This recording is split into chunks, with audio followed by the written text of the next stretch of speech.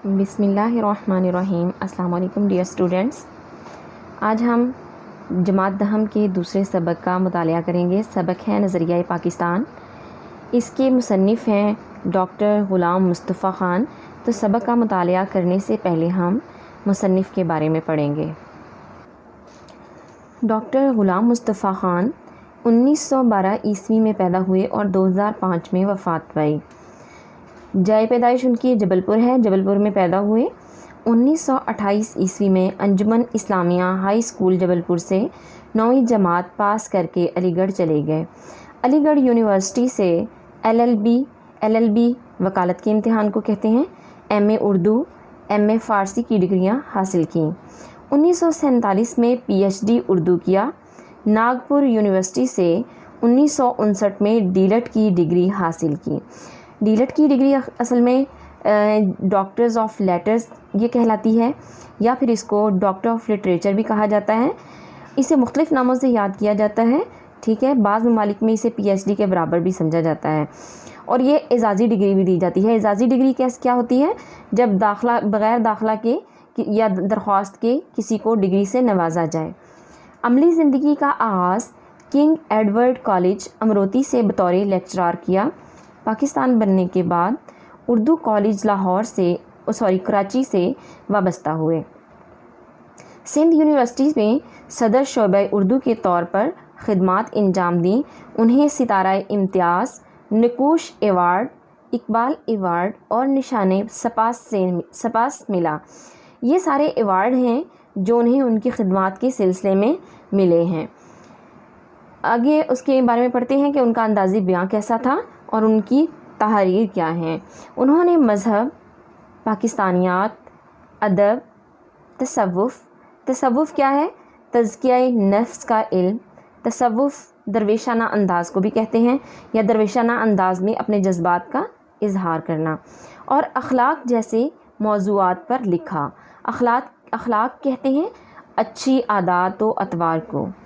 उनकी तहरीरें ज़्यादातर मुअर्रिब व मुफ़र्रिस होती हैं। मुअर्रिब व मुफ़र्रिस का मतलब है जिन पर अरबी और फ़ारसी का ज़्यादा असर हो, यानी अरबी और फ़ारसी अल्फाज का इस्तेमाल हो। आम क़ारीन के लिए लिखे गए। क़ारीन कहते हैं, कारी की जमा है क़ारीन, कारी कहते हैं पढ़ने वाले को। तो आम पढ़ने वालों के लिए लिखे गए मज़ामीनों कुतुब की ज़बान सादा, सलीस और आम फ़हम है। आम फ़हम आम तौर पर समझी जाने वाली।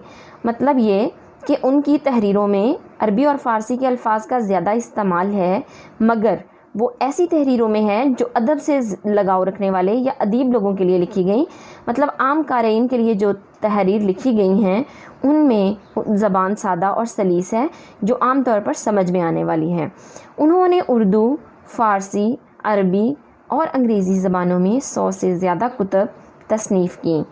उनकी कुतुब में सैयद हसन गज़नवी, हयात और कारनामे, सिराजुल बयान, इकबाल और कुरान और तनकीद व तहकीक अहम हैं। यहाँ हम देखें कि ये जो तसानीफ़ हैं उनकी 100 से ज़्यादा कुतुब हैं, मगर यहाँ चंद एक तसानीफ़ के नाम हैं। ये तसानीफ़ अहम हैं, इसलिए इनका यहाँ ज़िक्र किया गया है। नज़रिया पाकिस्तान। नज़रिया कहते हैं सोच या ख़याल को। तो स्टूडेंट्स, ये पाकिस्तान का नज़रिए के बारे में है कि नज़रिया पाकिस्तान कहाँ से तख्लीक हुआ, यानी इब्तिदा कहाँ से हुई नज़रिया पाकिस्तान की। स्टूडेंट्स, ये सबक सलीस के लिहाज से और ख़ुलासे के लिहाज से बहुत अहम सबक है, इसलिए इसकी रीडिंग बहुत अच्छे तरीके से करें। और ये मोस्टली स्टूडेंट्स को मुश्किल भी लगता है क्योंकि इसमें मुश्किल अल्फाज का इस्तेमाल ज़्यादा है। मुसलमानों ने हमेशा रवादारी को अपना शेवा बनाया। रवादारी कहते हैं रियायत को, यानी वसीउल कल्बी, बर्दाश्त। ऐसी वसीउल कल्बी कि अगर कोई दूसरे मज़हब का इंसान अपने मज़हब पर अमल कर रहा हो तो मुसलमान उसे करने के लिए खुली इजाज़त देते हैं, आज़ादी देते हैं। उसकी मज़हबी किसी भी किस्म की सरगर्मी में दखल अंदाज़ी नहीं करते। लेकिन रवादारी एक हद तक ठीक होती है, हद से ज़्यादा रवादारी मुसलमानों के लिए ठीक नहीं है। तो यहाँ मुसलमानों ने हमेशा रवादारी को अपना शेवा बनाया। शेवा कहते हैं आदत या तरीक़ा। लेकिन जब कुफ्र अल्हाद गलबा हासिल करना चाहता है, कुफ्र अल्हाद کفر کہتے ہیں دین سے انکار کرنے والے، اللہ تعالیٰ کو نہ ماننے والے، الحاد کہتے ہیں دین سے پھر جانے والی طاقت کو۔ کفر و الحاد غلبہ حاصل کرنا چاہتا ہے، یعنی جب یہ طاقتیں جو اللہ تعالیٰ کی نافرمان ہیں، جو اسلام سے انکاری ہیں، دین سے پھری ہوئی ہیں، یہ غلبہ حاصل کرنا چاہتی ہیں، یہ غالب آنا چاہتی ہیں، تو مسلمان اس کے مقابلے کے لیے ڈٹ کر کھڑا ہو جاتا ہے، مسلمان اس کے مقابلے کے لیے کھڑا ہو جاتا ہے، اس کا بھرپور مقابلہ کرتا ہے۔ بادشاہ اکبر کی بے جا رواداری اور ملکی سیاست میں ہندوؤں کے عمل دخل کی وجہ سے ملک میں کافرانہ طور طریقے اس قدر رائج ہو گئے تھے کہ مسلمانوں کی آزادی خود ان کی دینی معاملات میں بھی ختم ہو گئی تھی۔ بے جا رواداری کیا ہوتی ہے؟ جو بلا وجہ کی رواداری ہو، یعنی ایسی رواداری جس کی اسلام اجازت نہ دیتا ہو۔ تو یہاں ہے کہ جب بادشاہ اکبر، کیونکہ بادشاہ اکبر کے دربار میں زیادہ تر ہندوؤں کا عمل دخل تھا اور ملکی سیاست بھی انہی کے ہاتھ میں تھی، جس کی وجہ سے ملک میں کافرانہ طور طریقے اتنے زیادہ رائج ہو گئے، اتنے زیادہ رواج پا گئے کہ مسلمانوں کی آزادی ختم ہوتی ہوئی نظر آئی۔ کہاں ختم ہوتی نظر آئی؟ نہ صرف ان کے معاشرتی معاملات میں بلکہ ان کے دینی معاملات کو بھی چھیڑا گیا، دینی معاملات میں بھی ان کی آزادی ختم ہونے والی تھی۔ چنانچہ اکبر کے آخری دور میں اسلام کی سربلندی کے لیے حضرت مجدد الف ثانی کھڑے ہوئے۔ حضرت مجدد الف ثانی ایک اہم شخصیت تھے، جن تصوف کے روح رواں تھے، ٹھیک ہے، تصوف سے ان کا تعلق تھا اور ایک اہم دینی شخصیت تھے، مذہبی شخصیت تھے۔ آپ نے جہانگیر کے زمانے میں محض دین کی خاطر قید و بند کی سختیاں جھیلیں۔ قید و بند، قید اور پابندی، سختیاں جھیلنا، سختیاں برداشت کرنا، اور اسلامی قدروں کو نئے سرے سے فروغ دیا۔ فروغ دینا، بڑھانا، یعنی اسلامک ویلیوز جو تھیں انہیں بڑھایا، انہیں نئے سرے سے فروغ دیا، نئے سرے سے کہہ سکتے ہیں کہ رائج کیا۔ ان کے اثر سے شاہ جہاں اور اس کے بعد اس کا بیٹا اورنگزیب دین کا خادم بنا، لیکن اورنگزیب کے بعد ہی اس کے بیٹوں کے باہمی نفاق، آپس کی پھوٹ، ناچاکی، فساد اور کمزوری کی وجہ سے مغلیہ سلطنت کا زوال شروع ہو گیا۔ زوال تباہی کو کہتے ہیں۔ مرہٹوں اور ہندوؤں کے، مرہٹے ہندوؤں کی ہی ایک نسل سے تھے اور کافی بہادر قوم سمجھی جاتی تھی۔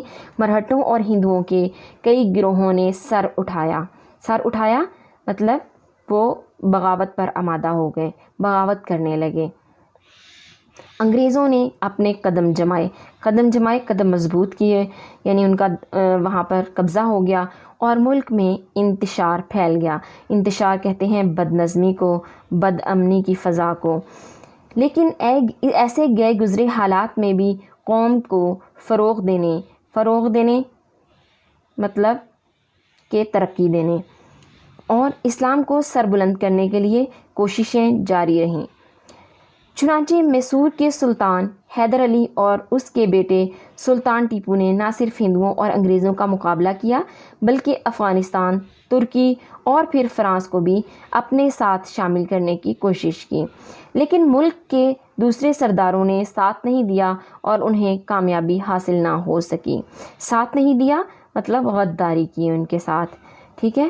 یہ جو پیراگراف ہے اس کو دیکھیں تو یہ ایک ہم دیکھ سکتے ہیں کہ نظریہ پاکستان کا آغاز ہے۔ آغاز کس طرح ہے کہ جب آخری دور تھا مغل بادشاہوں کا، جس میں بادشاہ اکبر نے بے جا رواداری کی وجہ سے ہندوؤں کو بہت زیادہ ایک رسائی دے دی تھی حکومت میں اور باقی معاملات میں، تو وہاں سے ایک نقطۂ آغاز تھا کہ حضرت مجدد الف ثانی نے اس کے خلاف قدم اٹھائے اور مسلمانوں کو جگایا کہ نئی اسلامی قدروں کو فروغ دیں۔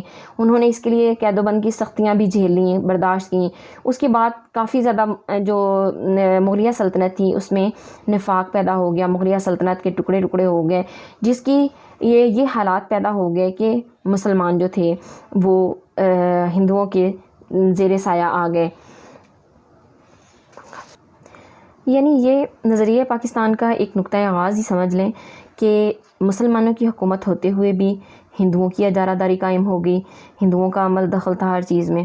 تو اسی زمانے میں شاہ ولی اللہ دہلوی اور ان کے صاحبزادوں نے مسلمانوں کی اخلاقی اور معاشرتی برائیوں کو دور کرنے کی تحریک شروع کی۔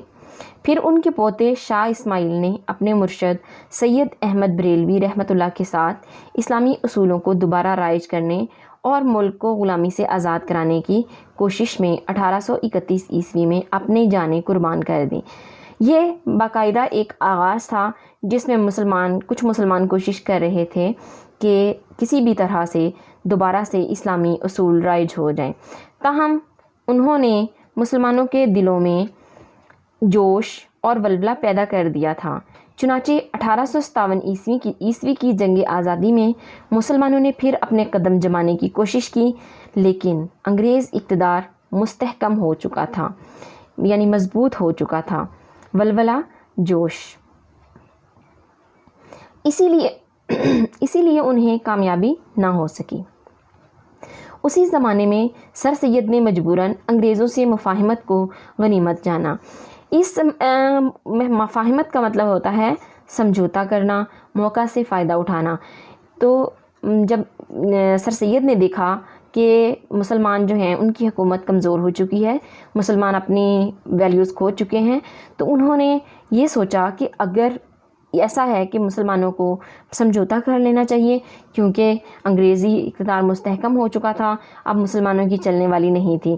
انہوں نے مفاہمت کس طرح اختیار کی کہ جب مسلمانوں کو نوکریوں سے محروم کر دیا گیا، مسلمانوں کو تعلیم سے محروم کر دیا گیا، تو سر سید نے انہیں اکسایا کہ انگریزی تعلیم کو رائج کیا جائے، وہ تعلیم حاصل کی جائے جس کی مدد سے، جس کی وجہ سے وہ دوبارہ سے وہی عہدے حاصل کر سکیں، دوبارہ سے اپنے قدم مضبوط کر سکیں۔ اور مسلمان قوم کی اخلاقی اور تہذیبی اصلاح پر توجہ دی۔ انہوں نے اس کے ساتھ ساتھ کہ مجبوراً انگریزوں کے ساتھ مفاہمت کی، مسلمانوں کی اخلاقی اور تہذیبی اصلاح پر توجہ بھی دی۔ اخلاقی یعنی ان طور طریقوں کے حساب سے ان کی تربیت کی کہ کس طرح کے طریقے، کس طرح کے اخلاق انہیں استعمال کرنے چاہیے، اور تہذیبی اصلاح یعنی ان کے رہنے سہنے کے انداز میں اصلاح کی۔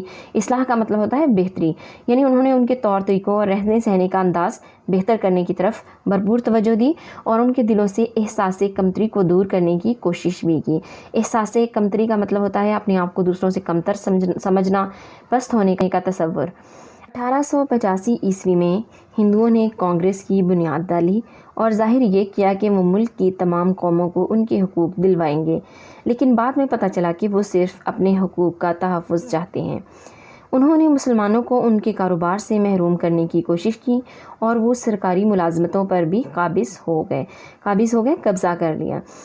یعنی کانگریس جو تھی جب بنی وہ جماعت، تو جیسے کہ قائد اعظم نے بھی اس میں شمولیت اختیار کی، اور بھی بہت سارے رہنما تھے جو اس جماعت میں اس سوچ کے ساتھ شامل ہوئے کہ یہ ایسی جماعت ہے جو تمام قوموں کا تحفظ چاہتی ہے، لیکن بعد میں جا کر احساس ہوا کہ کانگریس صرف اور صرف ہندوؤں کے حقوق کے لیے کوشش کر رہی تھی۔ نیز انہوں نے مسلمانوں کی مشترکہ زبان اردو کے مقابلے میں ہندی کو قائم کر دیا۔ سر سید نے مسلمانوں کو ہندوؤں کی کانگریس اور ان کی سیاست سے علیحدہ کرنے کی کوشش کی۔ یعنی سر سید یہ جانتے تھے کہ کانگریس جو ہے وہ بالکل بھی مسلمانوں کے مفاد میں کام نہیں کر رہی۔ دیکھیں قائد اعظم کے وقت سے بھی بہت پہلے کی بات ہے یہ کہ سر سید نے مسلمانوں کو اس جماعت کے ساتھ شامل ہونے سے منع کیا تھا، اور ان کے ایک دوست مولانا محمد قاسم نے دیوبند میں مسلمانوں کی دینی تعلیم کی طرف توجہ دی۔ پھر سر سید کے ایک رفیق نواب وقار الملک نے 1906 عیسوی میں کل ہند مسلم لیگ کے نام سے مسلمانوں کی ایک الگ تنظیم کی بنیاد ڈالی۔ یہ تنظیم ڈھاکے میں قائم ہوئی تھی، جہاں ہندوؤں نے سازش کر کے مسلمانوں کو ذک پہنچانا، نقصان پہنچانا یا تکلیف دینا، مشرقی بنگال اور آسام کا وہ صوبہ جس میں مسلمانوں کی اکثریت تھی ختم کرا دیا۔ 1911 عیسوی میں اسی علاقے کو پھر بنگال میں شامل کر دیا۔ یہ وہ دور تھا جب کہ دو مختلف جماعتیں قائم ہوئیں، ایک کانگریس اور دوسری مسلم لیگ۔ مسلم لیگ کس نے قائم کی تھی؟ نواب وقار الملک نے۔ اور دیکھیں یہ جو جماعتیں تھیں یہ دونوں ہی اپنی اپنی اقوام کے تحفظ کے لیے کام کر رہی تھی۔ جیسا کہ مسلم لیگ مسلمانوں کی جماعت تھی تو یہ مسلمانوں کے تحفظ کے لیے کام کر رہی تھی، اسی طرح کانگریس ہندوؤں کی جماعت تھی اور وہ ان کے تحفظ کے لیے کام کر رہی تھی۔ اسی زمانے میں پہلی جنگ عظیم کب ہوئی؟ 1914 عیسوی میں شروع ہوئی اور 1919 عیسوی میں ختم ہوئی. آپ نیچے حاشیے میں بھی دیکھ سکتے ہیں. چھڑ گئی جس میں انگریز کا مقابلہ جرمنی سے ہوا. بچوں یہ بہت اہم پیراگراف ہے, اس کو غور سے دیکھیں, یا آپ کی ایکسرسائز میں اس کا کویسچن بھی ہے.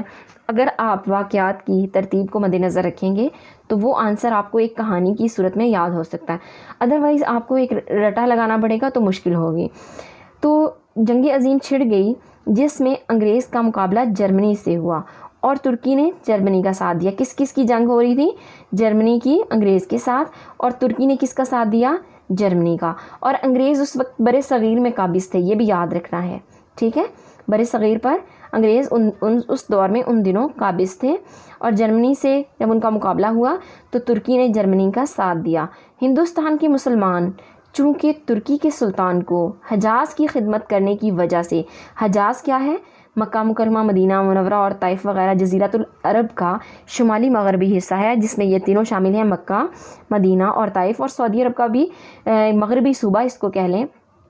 لیکن اگر ہم اسے دوسرے معنوں میں لیں تو حجاز سے مراد مقدس سرزمین, وہ مقدس سرزمین ہے جس پر خانہ کعبہ اور نبی صلی اللہ علیہ وآلہ وسلم کا روضہ مبارک ہے. تو ترکی کے جو سلطان تھے وہ اس کی بہت زیادہ خدمت کرتے تھے. تو اس خدمت کی وجہ سے مسلمان جو تھے, بر صغیر کے مسلمان, ہندوستان کے مسلمان, وہ اسے خلیفہ اسلام سمجھتے تھے. کس کو؟ ترکی کے سلطان کو. اس لیے انہوں نے مالی اور طبی امداد بہم پہنچائی. یعنی بہم پہنچانا کا مطلب مہیا کرنا, فراہم کرنا.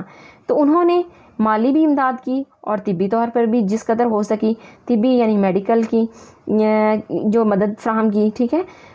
جس کی وجہ سے حکومت برطانیہ کو مسلمانوں سے اناد پیدا ہو گیا. اناد دشمنی کو کہتے ہیں.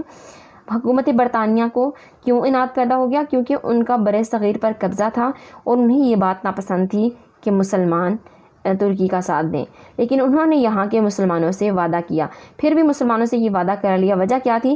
کہ کچھ مسلمانوں کے ساتھ اچھا سلوک بھی تھا, ان کا اچھے روابط بھی تھے, اور کچھ اس وجہ سے بھی کہ مسلمان جو تھے وہ بغاوت پر آمادہ نہ ہو جائیں. تو انہوں نے وعدہ کر لیا کہ اگر ہم کو اس جنگ میں فتح حاصل ہوگی تو ہم کسی طرح بھی ترکی کو مزید نقصان نہیں پہنچائیں گے. یعنی اگر وہ جرمنی پر فاتح قرار پاتے ہیں, فتح حاصل کر لیتے ہیں, تو وہ ترکی کو نقصان نہیں پہنچائیں گے. یہ وعدہ محض فریب تھا, فریب, دھوکہ, محض صرف یہ وعدہ صرف ایک دھوکہ تھا. وجہ کیا تھی؟ تاکہ مسلمان ان کے ساتھ کہیں جنگ میں شامل نہ ہو جائیں, ان کا ساتھ نہ دینا شروع کر دیں. چنانچہ جب انگریزوں کو فتح حاصل ہوئی تو وہ اپنے وعدے سے پھر گئے. انہوں نے ترکی کی وسیع سلطنت کے ٹکڑے ٹکڑے کر دیے. ترکی کی وسیع سلطنت جو اس ٹائم پہ خلافت عثمانیہ تھی, ٹھیک ہے. یہ نیچے ترکی کے ساتھ جو نمبر لگا ہوا ہے اس کا مقصد ہے کہ نیچے اس کا حاشیہ دیا ہوا ہے. تو ترکی کی وسیع سلطنت اس ٹائم خلافت عثمانیہ پر مشتمل تھی, اس کو ٹکڑے ٹکڑے کر دیا. یہاں کے مسلمانوں کو اس فریب کی وجہ سے بہت تکلیف پہنچی اور انہوں نے خلافت کے تحفظ کے لیے مولانا محمد علی جوہر اور ان کے بڑے بھائی مولانا شوکت علی کی رہنمائی میں تحریک خلافت شروع کی. یعنی تحریک خلافت کیوں شروع کی گئی؟ جب انگریزوں نے اپنے وعدے سے پھرتے ہوئے ترکی کو نقصان پہنچایا تو مسلمانوں نے مولانا شوکت علی اور ان کے بھائی مولانا محمد علی جوہر کی رہنمائی میں تحریک خلافت شروع کی, جس کا مقصد یہ تھا کہ خلافت عثمانیہ کو دوبارہ سے بحال کیا جائے اور اسے ختم نہ کیا جائے, ترکی کے لوگوں کے ساتھ برا سلوک نہ رکھا جائے. اس زمانے میں ہندوؤں نے مسلمانوں کو ہندو بنانے کے لیے شدی کی تحریک شروع کی. یعنی ہندوؤں کا یہ دل تھا کہ مسلمان کسی بھی طرح اپنے مذہب سے پھر جائیں, وہ ہندو ہو جائیں. تو ایک تحریک کا آغاز کیا گیا جسے شدی کا نام دیا گیا, اور ان کو ختم کرنے کے لیے سنگٹن کی تحریک بھی شروع کی. یعنی جب ان سے یہ نہ بن پڑا, ان سے یہ نہ ہو سکا کہ مسلمانوں کو مذہب سے پھیریں, تو انہوں نے مسلمانوں کو ختم کرنے کی ٹھان لی, جس کے لیے ایک نئی تحریک کا آغاز کیا جس کا نام سنگٹن تھا.